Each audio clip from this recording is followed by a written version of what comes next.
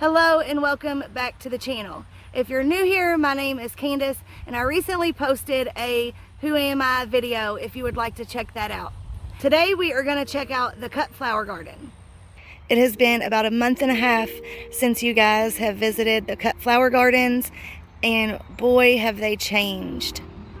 I'm so excited to show you everything that is blooming right now and how beautiful everything is looking. Today has been a gorgeous 72-degree day, very little humidity, which does not happen very often here in southern Indiana whatsoever. So if it's hot where you're at, just imagine for a moment that you're here with me enjoying this cool overcast day, and let me take you throughout the garden to show you what is blooming, what is doing well, what isn't, and talk about what changes are going to be taking place soon, because now is the time that I'm going to be thinking about what is going to go in the ground so that we can get some beautiful fall blooms. It seems that I'm not the only one enjoying this cool day today. We have a bee sleeping on one of the Queen Lime Orange Zinnias. Oh, we have two bees.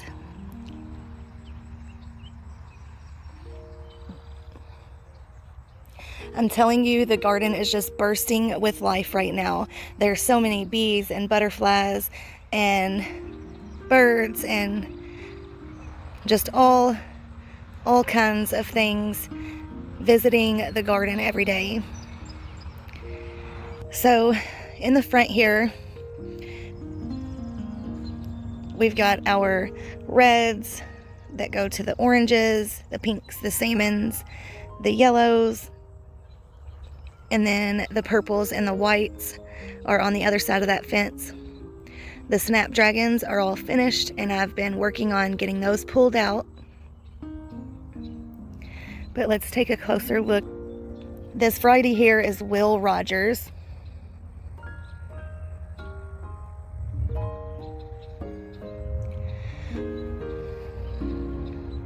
These are the Queen Lime. We have one here that isn't a Queen Lime Red, that I guess was mixed in the seed packet. I think these have been my absolute favorite so far, the Queen Lime series. I don't know, it's a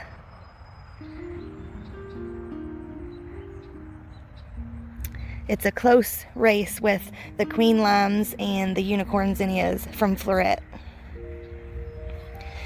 And then here we have the Queen Lime Orange. Oh, and these are Dorado Zinnias. They are kind of a peachy orange color, but more orange than peach. And then here we have some Envy Zinnias. I'm sorry, I have something in my throat. And then these are all supposed to be the Queen Lime with blush, but they are pretty red looking, so I don't know what happened there. I may have accidentally planted the wrong seeds. And then we have Oklahoma Pink, and I direct sowed all these, but a lot of them are coming up singles, which usually that only happens if they get root bound or they get extremely stressed, transplant shocked or something like that. But they've been popping up a lot of singles. And then next we have Mizerkia, which I did not think that I was going to like these, but I actually do. I really do like them, but they don't last as long before they start looking kind of faded. I like them when they have that bright white like this one. And then this is, I believe, Benary's Giant Coral or Salmon.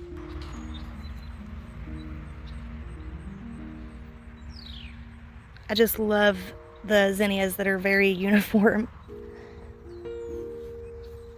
A lot of these are coming out with very lime green centers, and I've been pairing them with the Envy Zinnias that have the pink centers, and they just look stunning.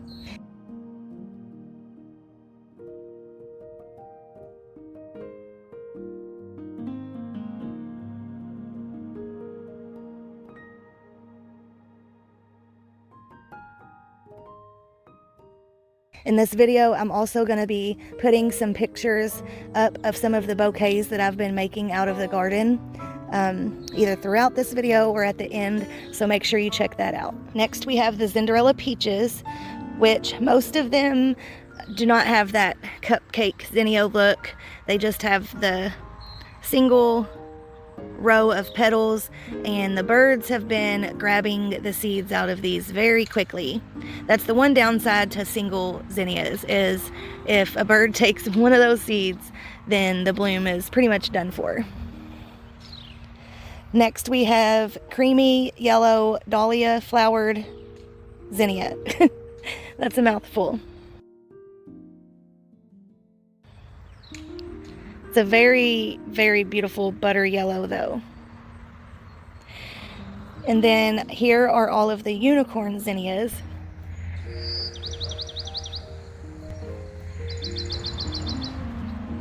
We've got another little bee sleeping.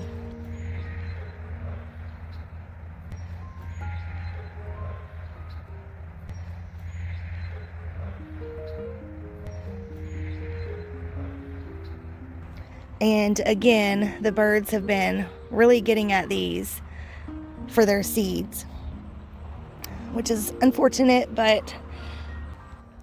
And then on our arbor here, we finally have some cucamelons. Oh, you guys, if you have not grown cucamelons, you have got to give them a try. I'm not a big cucumber person, but these cucamelons on a hot day when you're out in the garden, it is such a refreshing snack. And if you wait until they're pretty large, they don't have a very strong cucamelon taste. I learned that you don't want to pick them when they're still really small like this. You want to wait until they have a pretty good size on them. I only have one plant at each T-post, and you can see they're covering the arbor pretty good. I've also got Morning Glory.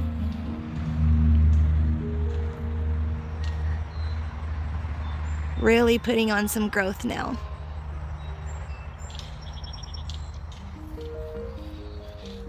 You may have noticed that we still do not have our other cattle panel trellises up, but it's just been so busy. My husband has been working a lot, so it's just one of those things that didn't get done, and that's all right.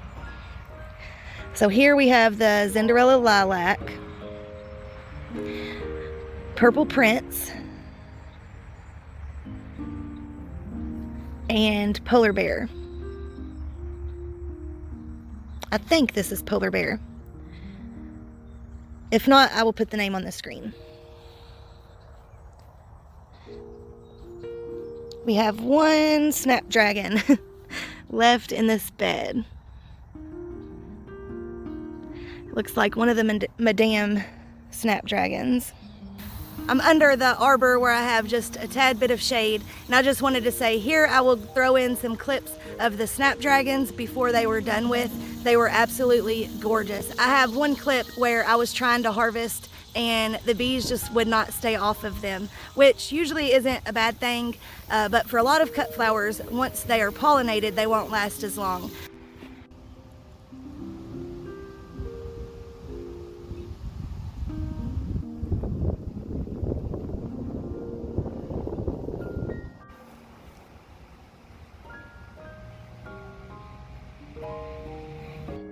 I don't think I mentioned it in the last video. I don't think the rain had come on yet in the last video, but do you see these huge weeds?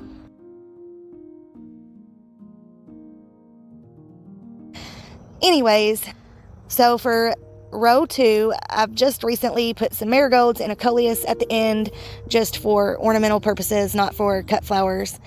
And my plan for this bed is to do another succession of different fillers. So I would do more dill, more lace flower, more baby's breath, feverfew, and things like that. Things that kind of have a shorter days to bloom on them. I just transplanted another 9 frosted explosion grass. And then this was my first succession of frosted explosion grass. And as you can see, a lot of these have exploded, quite literally. They are supposed to look more like, I don't know if you can even tell the difference, but they're supposed to look more like this. And once they've kind of gone too far, they get this really thick center stalk, and they just like explode very huge, instead of, you know, being in like a tight little firework type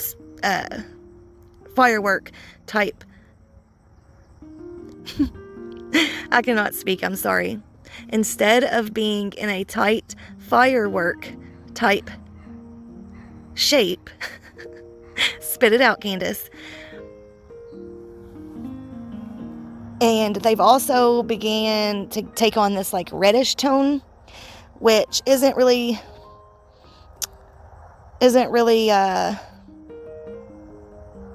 I don't know, I don't really like it for the bouquets. It just looks like aged. We've got Love and a Puff vine that was supposed to be growing on that right there. And red hyacinth bean, which it may have gotten taken over. And then these zinnias were supposed to be very short. These were supposed to get no more than about 24 inches or 18 inches tall. And my plan was to have, you know, these short little colorful plants down the center. And I'm not sure what happened, but they're at least 3.5 foot tall. We've also got some Love and a Puff vine over here, and you can see a little bit of the red hyacinth bean. This has been very difficult for me to even think about harvesting for a bouquet because of the way it's just kind of tangled. This is where our Bells of Ireland was, and I forgot to mention what was in the last bed. If you didn't watch my last video, if you want to check that out to see what everything looked like before. But in the last bed, I had dill, bishop's flower, lace flower, and the Cutflower kale. And then in this bed, I had Bells of Ireland, starflower, and pincushion flower. You can see a few of the starflowers left. It looks like the birds have even been getting the seeds out of these, which, I don't know, that's surprising to me. But those, I think, were way too root bound when I transplanted them, and they just didn't do very good. We have a few more still putting out blooms, but they're very, very small, and they're not branching out like I feel like they should. So I've got another succession of starflower and pincushion flower, the Black Knight pincushion flower, and I did the same thing. I let it get root bound. This one was way too big to still be in that plug tray. And then in the rest of this bed, I had seeded cress, but I didn't keep it wet enough. It never germinated. And then I had, what did I have here? I had something here, and then I had stock. I can't remember what I had here, but now I've got calendula, and I'm going to fill the rest of this bed up with calendula as well. We've got some more zinnias at the end, and these are mixes. At the end of every bed, I put zinnias and marigolds, hoping that the birds would take these seeds instead of my Cutflower zinnia seeds, and hoping that the marigolds would help repel some pests. So in the next row, we've got basil, we've got licorice basil, lime basil, purple opal basil, cinnamon basil, and lemon basil. We've got 4 varieties of cosmos, and I I knew that Cosmos didn't last very long in the vase, but I wanted to try it because they were so beautiful, and they just don't last long enough. So what I've been doing is using it for filler and using it as a foliage in my bouquets, and I absolutely love it.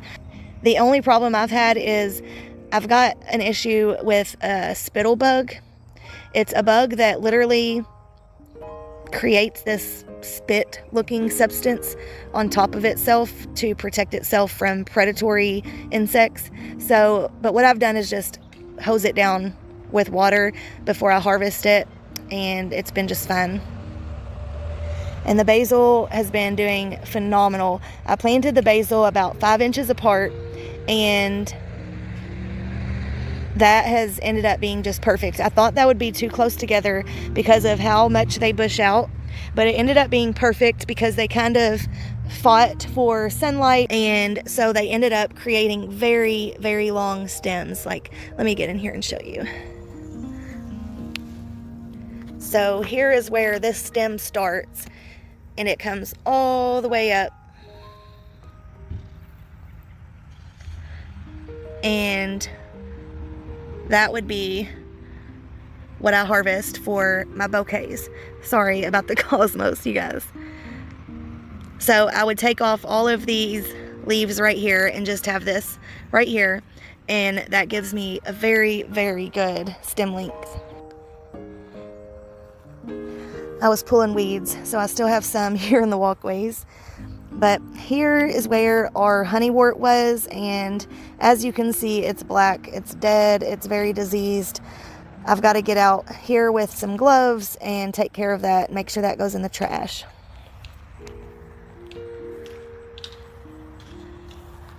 In the back of this row, we have a row of frosted explosion grass going all the way down, and then behind that we have some gladiolus that have started to bloom. Look at that gorgeous, gorgeous bloom.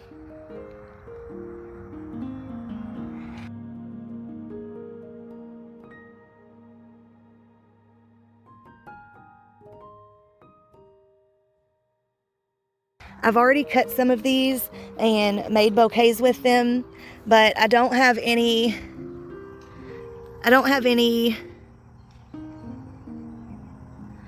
customers lined up for any bouquets right now, so I decided to just let a few bloom in the garden. These beetles, I tell you what, they're killing me. But I can't say they're really killing me because I've really only had a major issue with them on the Cosmos and the Amaranth. Look at this. Ridiculous. It's these little black and white striped beetles. There's one. I believe it is a potato beetle, but I'm not sure. But look at that. Ridiculous. But I've been trying not to spray, and the way I see it is these are for the blooms, not the leaves anyways, so I went ahead and just let them attack them. We had Amobium right here. We have one plant left right there, and then we had 3 varieties of straw flower, but most of them got pretty diseased looking, so I've pulled a lot of them out. This bed was very, very bad with weeds. Also, there's a lot of them laying right over there. And back to the amaranth, I have been able to harvest quite a bit of it, and I have absolutely loved using the red spike and the Hopi red dye amaranth.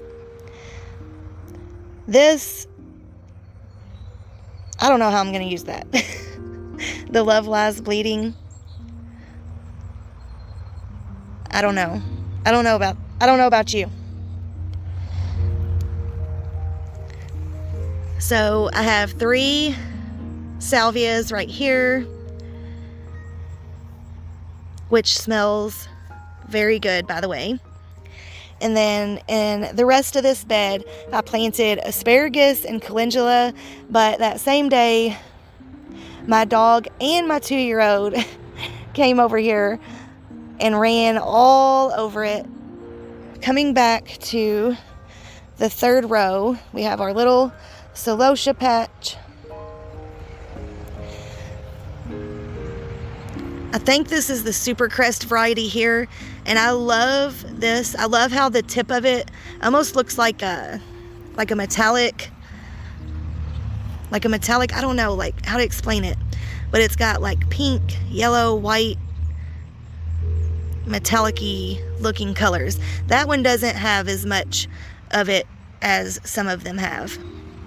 And then I've got the Pompous Plume, Super Crest, Pink Champagne, and I think that's it.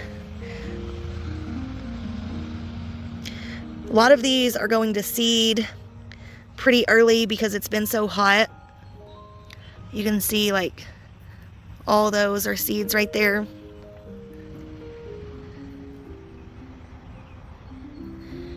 So it looks kind of funky to try to use in a bouquet. We've got beetles down in there. See those seeds down there? It makes it look kind of dirty. And then this was a yellow celosia that I had saved seeds from, and I forgot that it was a bedding variety of celosia that I had used in some fall containers. I don't know what I was thinking. So you can tell it's very short compared to the other ones. And these look very short because I just harvested a bunch of them, but they've actually been pretty good stem lengths. But some of them, like I said, I need to just come out here and deadhead because they've already began producing seeds. Like these were still very, I can't think of the word. They weren't stiff, so I was trying to wait until they stiffened up a little bit, like you know how you do the wiggle test on zinnias. I was told that's what you should do with celosia, so I was trying to wait for that, but they unfortunately started to produce their seeds too early.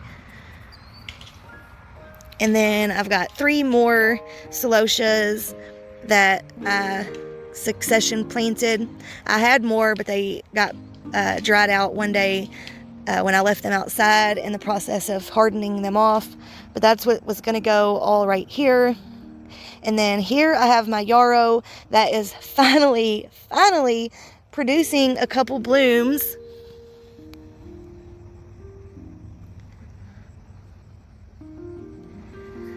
This is one of the first things that got planted in the Cutflower garden, and it is one of the last things to finally bloom. Here was a big patch of cherry caramel phlox that I had seeded, and only a few germinated, and then it tried to bloom when it was only like an inch tall, and I tried to cut it back and then it just kind of died off. So I planted some lemon balm here, which I'm told that it is not as invasive as lemon mint, so hopefully that's true. This was another succession of dill that I guess it got too hot for it because it bloomed a few little umbels and then died back. And then in the back 4th row, we just have a few gladiolus, and then this entire row I had planted up the day before we started getting all of those heavy rains. I had planted it up with some successions of zinnias and pro-cut sunflowers, and then the next day we had the storms and it washed away all of the seeds, which is unfortunate, but what can you do? And then the sunflowers. Look how big these sunflowers are. They are absolutely massive. And you can probably see there's a lot of empty spaces. When we had the 2 weeks of rain, you guessed it, I lost a lot of the sunflowers. So I lost a good number of them in the middle here, but I'm thankful that I still have some left. And then we had lots of beautiful pro cuts and other varieties of sunflowers in the front here. One thing that I will do differently next year is I will space them out a little bit more, because I was planting about, I'd say about 15 or 20 a week, and some of them were pro cuts, but some of them were branching. Like you can see, those right there are branching. So I ended up with a lot more than 20 sunflowers a week. If it was just the single stem sunflowers, then, you know, that probably would have been a good number. But since some of them were branching, I ended up with more than I needed, and now I'm left with none, because I didn't really have any more room to plant anymore, besides the area behind me. So next year, what I will do is I will plant probably, instead of, you know, 15 to 20 every week, I will probably do 10 a week, or maybe 20 every 2 weeks. But definitely not that many every single week. And I will definitely be growing more single stem pro cut sunflowers, or at least more of the pollenless. The ones that have pollen, they really do make a huge mess. I was skeptical that it would be that big of a deal, but it really does make a huge mess. But I just wanted to come over here and show you this sunflower. It literally looks like it was folded in half. I don't know what caused it to do that, but I thought that was interesting. I see a little black beauty hiding back here. Look at the size of that one though, compared to the size of that one.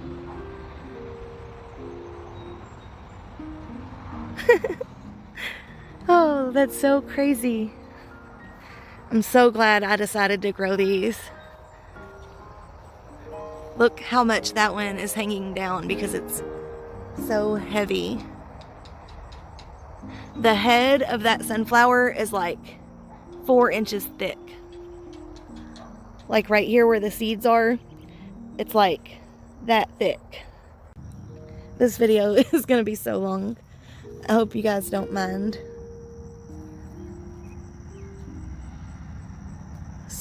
So beautiful. I would love if you would let me know in the comments if you would like to see a video of all of the sunflowers I grew this year, and what I think some of the pros and cons are, and maybe pop pictures up of each of the plants, what they looked like, what the blooms looked like. And then here is our Mahogany Splendor Hibiscus. Look at the growth on these. They really do get huge, and I absolutely love using them in bouquets. I've been harvesting off of these like crazy. You can probably see by all of the leaves on the ground. They do too. They look like Japanese maple leaves. They're so gorgeous. They can be a little wilty though. You want to wait until these have pretty sturdy stems. You can kind of do a wiggle test on these also. I also planted some things like milkweed and marigolds and zinnias at this end of the bed as well. All right guys, well that is the August Cutflower garden tour. But I just wanted to show you a few bouquets that I've made with these beautiful blooms. Some of them you have not got to see because I didn't get to film a July tour, but I wanted to show you all of the beautiful bouquets that I've made using the flowers that I've grown in this Cutflower garden this year. But I just wanted to quickly talk about a couple of videos that are going to be coming out soon. One being on harvesting the sunflower seeds that you saw in today's video. They have gotten massive since filming this video. They've gotten even taller, and the heads on them are all about a foot wide. I cannot believe how huge these sunflowers got.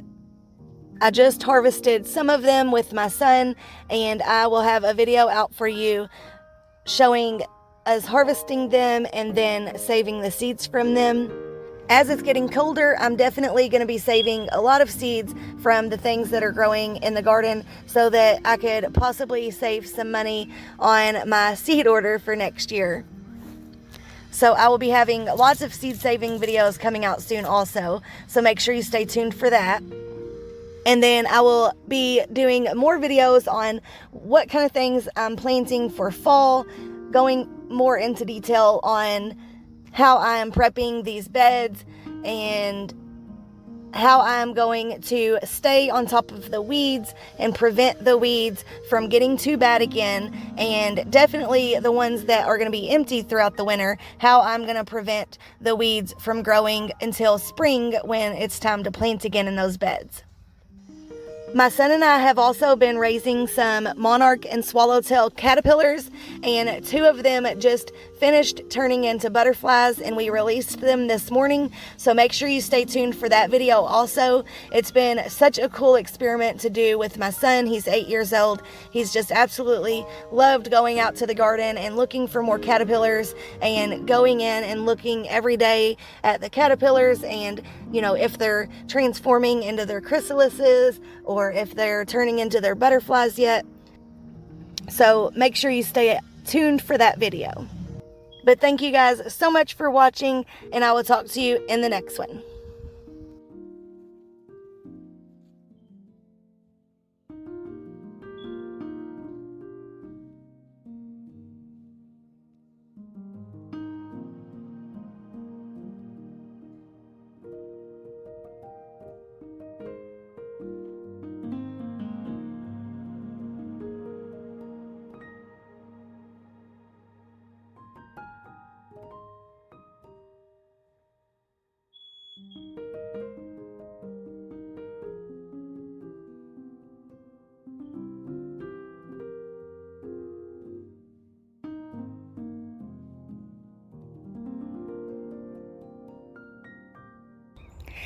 And I don't know if you can see, but there is a beautiful yellow bird back there on the sunflowers that has been visiting quite often.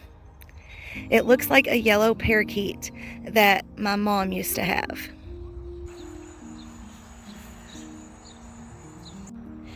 I usually pick my weeds when they look about like this, because if you let them get any bigger than that, then their roots are so deep, they're harder to pull, they take a bunch of dirt with it, and it's just so much harder to keep up with that way.